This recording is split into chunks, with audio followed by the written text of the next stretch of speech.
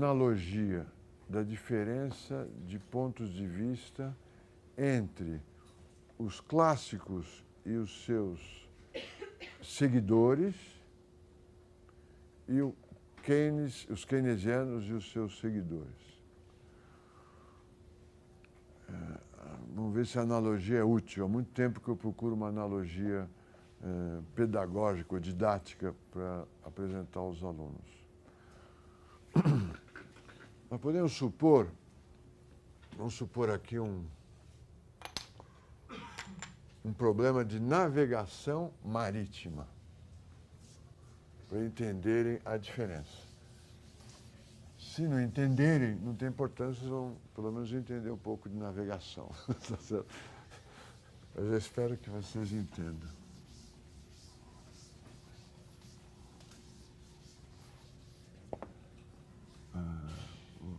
Variabilidade.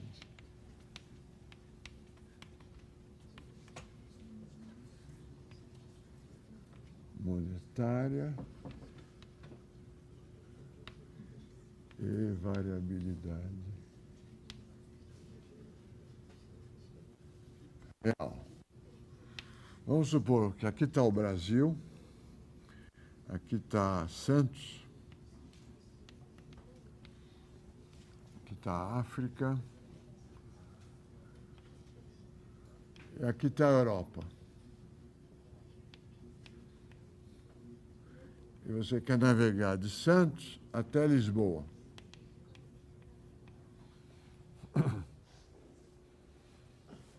E aqui é o Oceano Atlântico, né?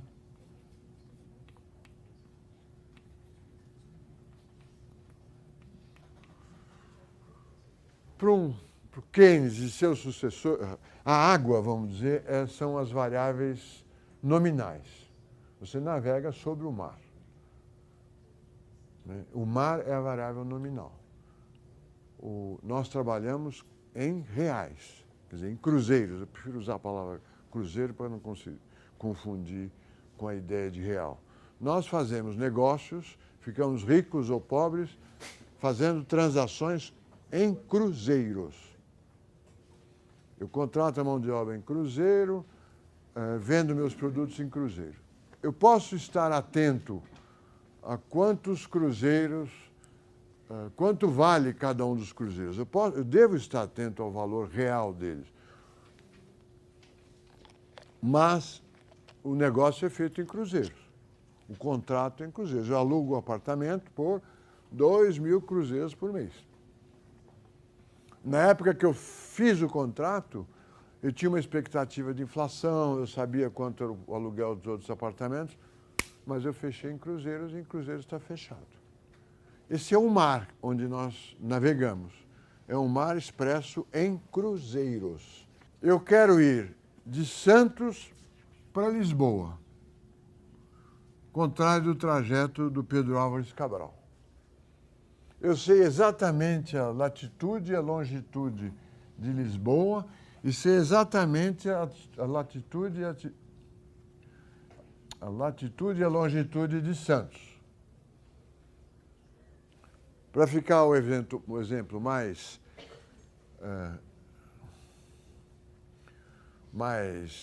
empolgante, eu vou supor que você vá num barco à vela, você vai velejar de Santos para Lisboa. Então você sai neste rumo aqui e para os clássicos você chegará aqui em X horas seguindo este rumo. O mar, as variáveis em cruzeiros são irrelevantes. Você é um excelente navegador. É verdade que o vento pode estar soprando nesta direção, então você precisa velejar assim, dando bordos. Mas isso é um problema. Dando bordos, que você veleja contra o vento e depois contra o vento na outra direção, chega lá em Lisboa. É verdade que aqui o vento pode mudar, em uma certa altura aqui, o vento passa a ser de popa ou de través, e aí você vai reto, quer dizer, pode seguir essa trajetória que é ideal. É verdade que pode haver uma grande tempestade aqui e você ficar sem rumo por 6 dias, mas logo a tempestade amainará e você seguirá para Lisboa no mesmo rumo. É um mar controlável. Esse mar de cruzeiros é um mar cheio de notas de cruzeiro. Ele não te engana. E se te enganar, engana por poucos períodos de tempo. Na realidade, os clássicos imaginam que você navega num mar de cruzeiros, mas que não é bem um mar, é um lago. É muito tranquilo. O vento pode variar, mas você nunca perde o horizonte de vista. Mesmo que haja alguma tempestade no lago, logo ela desaparece e você, com a bússola, corrige o rumo. Você está sempre numa rota, num rumo, eu diria, de equilíbrio. Os desvios desse equilíbrio são temporários e sem efeitos sobre o seu destino final. Para os keynesianos e seus seguidores, esse aí é o mar das tormentas, que é uma imagem dos portugueses, né? O mar das tormentas, não sei se é o Atlântico ou se é o... Eu acho que é o Atlântico. Ele é cheio de tempestades, mudanças repentinas de vento, e tudo que você tem para navegar é o mar. Você não navega no ar. Você quer sai de Santos e vai para Lisboa, você conhece o rumo, mas a rota pode ser deslocada para cá, pode ser deslocada para cá. A tempestade pode fazer com que você tenha que parar em Recife. Aliás, o exemplo eu devia ter feito de Lisboa para Santos, né? Ou de Lisboa para Porto Seguro. Porque o Cabral saiu de Lisboa, por causa da calmaria, o inverso de uma tempestade, ele chegou ao Brasil, sem querer. Você pode naufragar. Você pode... o barco pode sofrer avarias. Portanto, o mar de cruzeiros, imagine um mar cheio de notas, ele é muito mais importante do que a origem e o destino final dessa viagem. Ele é relevante. Ele não só muda a rota, exige desvios de rota, mas ele pode interromper definitivamente a viagem ou levar a um destino diferente. Essa não é a visão dos clássicos. Para os clássicos, a navegação é num mar revolto, mas que quando ele se acalma, você vê sempre a mesma linha de horizonte e o seu barco está intacto. O dinheiro, que é o que fez essa revolta toda, não tem relevância. Tá certo? Essa é a analogia que eu queria apresentar, que é a diferença essencial, até hoje, entre clássicos e não clássicos. A forma de fazer essa argumentação vai mudando com o tempo e nós vamos passar por essas mudanças. A forma ingênua apresentada no livro-texto é que ninguém usa dinheiro, ninguém aplica as suas poupanças em dinheiro porque dinheiro não rende juros. Essa é a versão simplificada, didática do livro-texto. Depois ela vai se sofisticando. Olha, dinheiro é reserva de valor. Aí a reação dos clássicos, olha, os trabalhadores, ainda que tenham ilusão monetária, que seria uma palavra insatisfatória, ainda que eles estejam ligados a contratos, eles sabem, conhecem a inflação e imediatamente pedem o salário, que o seu salário seja corrigido de acordo com a inflação. Ninguém se engana com a ilusão monetária. Todos esperam, têm uma expectativa correta sobre o que vai acontecer no futuro. Eles sabem onde vai chover, eles sabem de onde vai vir o vento e, portanto, ele chega ao porto, ao destino, de qualquer forma. Para os keynesianos isso não é verdade. Olha, vamos pensar argumentos dos dois lados. Os trabalhadores não têm ilusão monetária, os proprietários de imóveis não têm ilusão monetária. mas eles alugam sua força de trabalho, os seus imóveis, a um preço fixo. E, portanto, a variação do nível geral de preços terá uma influência no valor real que eles recebem, terá uma influência no valor real dos aluguéis de imóveis, dos salários, e terá um impacto sobre a produção. 10 anos de estagnação, ou 20 anos de estagnação, que é o que aconteceu na economia brasileira a partir dos anos 82, 80, mudam radicalmente a condição do barco, ou até o destino final. 10 anos de estagnação geraram crescimento da pobreza, crescimento da periferia das grandes cidades que receberam a população que saía da zona rural e não conseguiram gerar produção e emprego para absorvê-las. Aumentou a violência, o crime organizado. Perdemos capacidade técnica nas indústrias, na agricultura não, mas nas indústrias que instaladas. Fecharam-se indústrias. Houve uma porção de modificações radicais, e no caso, radicais não, importantes e negativas. A economia de 94, quando se controla a inflação, é muito diferente o rumo da economia de 94 é muito diferente, ou o barco da economia de 94 é muito diferente do barco da economia de 82. O equilíbrio de longo prazo foi alterado. Você não volta à situação original. O barco perdeu o mastro, você desistiu de Lisboa, vai parar no Senegal mesmo, que é mais perto. 2 marinheiros morreram, o comandante, houve um motim de bordo, foi enforcado.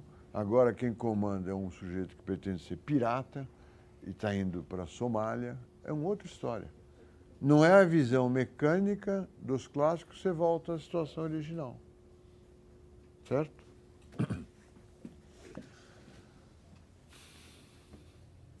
Os clássicos continuam argumentando, hoje, os descendentes, que a grande variabilidade da economia é uma variabilidade real. É do fundo do mar, ou do o destino e a origem que são variáveis. É o mundo real da economia capitalista que passa por progresso tecnológico, mudança de gostos, mudança política. É esse mundo real que é naturalmente, eu posso usar a palavra natural quando eu falo dos clássicos, é naturalmente instável. A política monetária não consegue resolver isso, na visão dos clássicos, porque as autoridades monetárias ou o Tesouro Nacional não são mais sábios ou não têm mais conhecimentos do que o setor privado. Então, novamente se repete o argumento, numa outra qualidade de argumento, não há o que fazer. O melhor é não intervir. Tá certo? Esse é o ponto de vista dos clássicos. O que você tem aí de desemprego, de nações que vão muito bem, nações que vão muito mal, é do próprio funcionamento do mercado. Esse seria o argumento clássico. Não pense que uma autoridade monetária bem intencionada consiga encontrar um caminho melhor para essas economias. Eu acho que o Friedman está sempre falando isso, de boas intenções, o inferno está cheio. Tá certo? É o ponto de vista dos conservadores. E aí os argumentos vão variar. É porque a política monetária, só se ela for surpreendente, ou seja, só se ninguém souber que ela está sendo executada, é que gera efeitos. A política fiscal também atrapalha, e se não atrapalha porque o governo fará mais gastos e o governo é ineficiente. E se ela não atrapalha, é inócua, porque quando o governo faz gastos e gera um déficit, o público reduz o seu consumo, que sabe que vai ter que pagar mais impostos no futuro. É uma discussão de 200 anos. É interessante pensar de onde vem o pensamento clássico. Ao preparar essa aula, eu ia argumentar com vocês que talvez eles estivessem se referindo a uma moeda do passado. Talvez no passado, a moeda, no início da economia capitalista, o dinheiro fosse apenas um meio de troca. Mas não é uma boa explicação.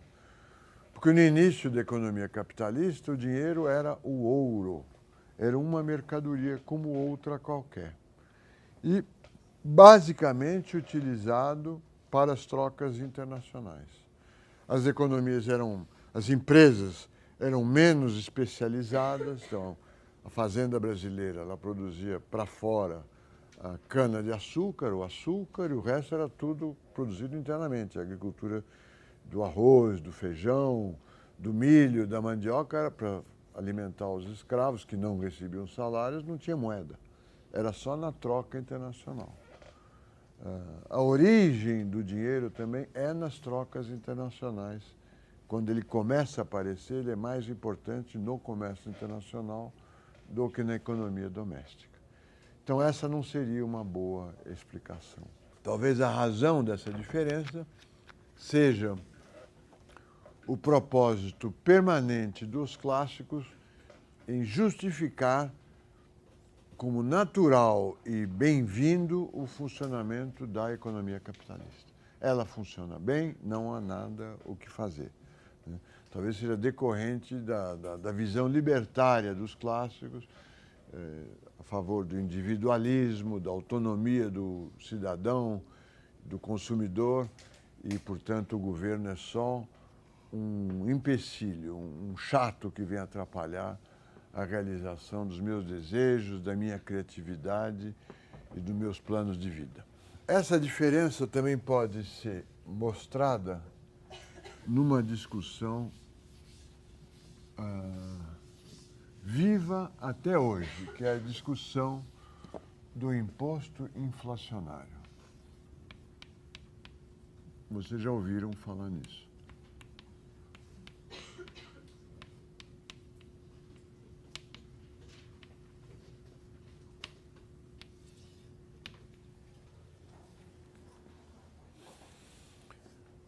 Portanto, apesar de estarmos nos anos 70, nós vamos a essa discussão é dos anos 70, 80, esse conceito está vivo nos dias de hoje. É o argumento que foi utilizado para mostrar os ganhos do Plano Real que acabou com a inflação no Brasil. Houve uma grande redução do imposto inflacionário.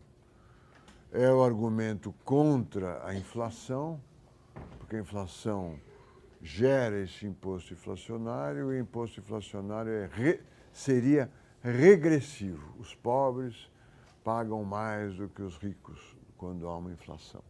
Eles é que são afetados. O Celso Furtado, no Formação Econômica do Brasil, contemporâneo, né, que chama, afirma que nos anos 50 o salário real aumentou junto com a inflação, contra essa ideia de que ele seja um imposto regressivo. Regressivo é que cai proporcionalmente mais sobre os pobres do que sobre os ricos. Nós vamos mostrar essa discussão para entenderem, mais uma vez, a diferença entre a moeda dos clássicos e a moeda dos keynesianos. Para estudar o imposto inflacionário, eu vou desenhar aqui, é uma discussão da teoria de bem-estar. Portanto, tem coisas esotéricas aí. Aqui eu vou colocar a taxa de juros nominal, aqui a demanda real por meios de pagamento. Esse é um artigo famoso, Bailey, é o Martin Bailey, esse aqui, ó. The Welfare Cost of Inflationary Finance. Os custos de bem-estar do financiamento inflacionário. Vamos desenhar aqui a curva de demanda de moeda, que é uma função da renda e da taxa de juros nominal. Essa curva de demanda de moeda, eu tomei cuidado para que ela cruzasse o eixo dos Y e dos X. Todas as transações que nós fazemos pelo preço da última quantidade comprada, né? Teoria marginal. Então, eu pago pela sopa o valor, a utilidade que eu usufruo na última colher de sopa. Já ouviram isso? Já ou não? Portanto, se a taxa de juros, vamos supor, for esta daqui, vamos supor que a inflação é zero, a inflação esperada é zero, a inflação real é igual à esperada, é zero, então a taxa de juros nominal é igual à taxa de juros real. Quando a taxa de juros é esta daqui, sem inflação, eu retenho esta quantidade aqui de moeda, M0, P0.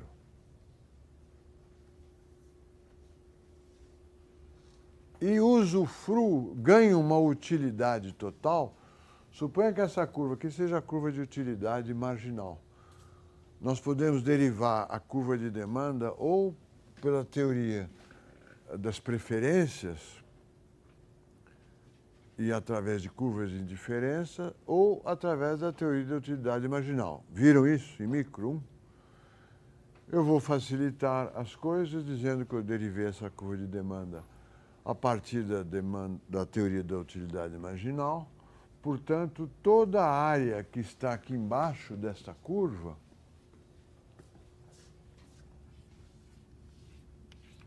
é a utilidade total.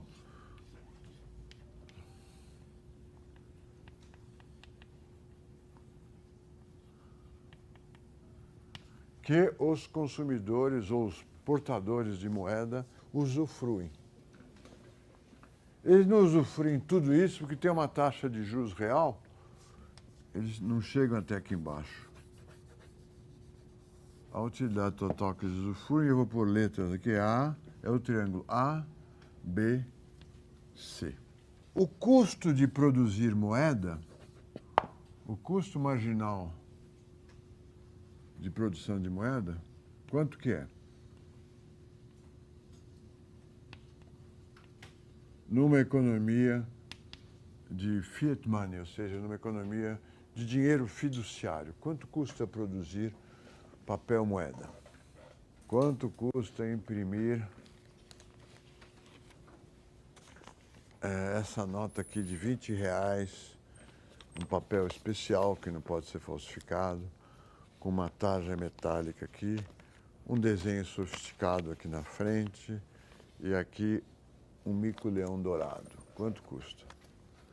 Custaria R$20? Custa 0,005. É muito barato. Não para produzir uma. Isso aqui é produzido aos milhões, aos bilhões, depois é renovado em máquinas muito rápidas. Esse papel se produz, costuma ser uma empresa estrangeira, mas talvez localizada no Brasil já. Se produz muito desse papel. A impressão é fácil. Ele não custa R$20. Senão seria uma moeda da mercadoria, né? Eu dissolveria isso na água e teria algum material que valesse R$20. Não custa nada. A hipótese mais simplista que eu posso fazer é custa zero. O custo marginal de produzir uma nota de qualquer valor é zero. Se fosse 20, eu produziria só nota de 50 ou de 1.000.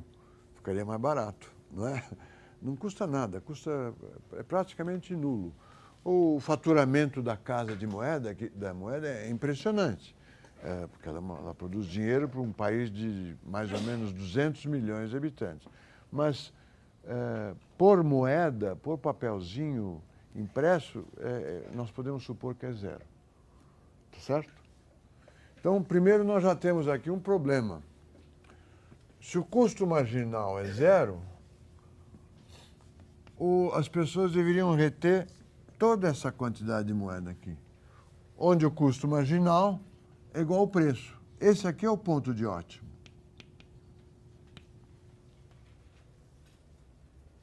Não vale a pena economizar em uma coisa que não custa nada para produzir. Não é? Os pontos, a produção ótima de qualquer coisa é dada pela condição que o custo marginal é igual ao preço. Se o custo marginal é zero, o preço deveria ser zero. Para que economizar nisso aqui? Se eu preciso de um caixa de... gostaria de ter um caixa de 2 vezes a minha renda, eu ganho 3 mil, quero ter um caixa de 6 mil. Para evitar qualquer surpresa, não há sentido em economizar. Eu posso ter um caixa de 6 mil. Eu só não economizo 6 mil porque eu perco juros numa aplicação alternativa. Mas do ponto de vista da produção da economia, não faz sentido economizar. O Friedman propõe, por causa disso, ou ele ou o Bailey, que o ponto ótimo seria um ponto em que a taxa de inflação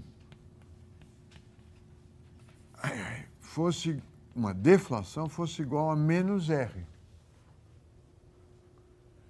Se a taxa de inflação fosse uma deflação, né? Se a taxa de deflação fosse menos R, os juros nominais seriam R menos, R mais taxa de inflação, R menos R seria zero. Nós viríamos para o ponto ótimo.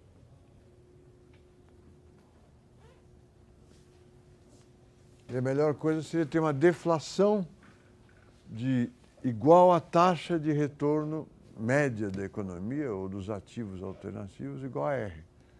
Se o retorno da economia brasileira, sei lá, for 3% ao ano, seria bom que houvesse uma deflação de 3% ao ano, porque aí ninguém aplicaria dinheiro, ninguém economizaria dinheiro. Todos teriam a liquidez necessária.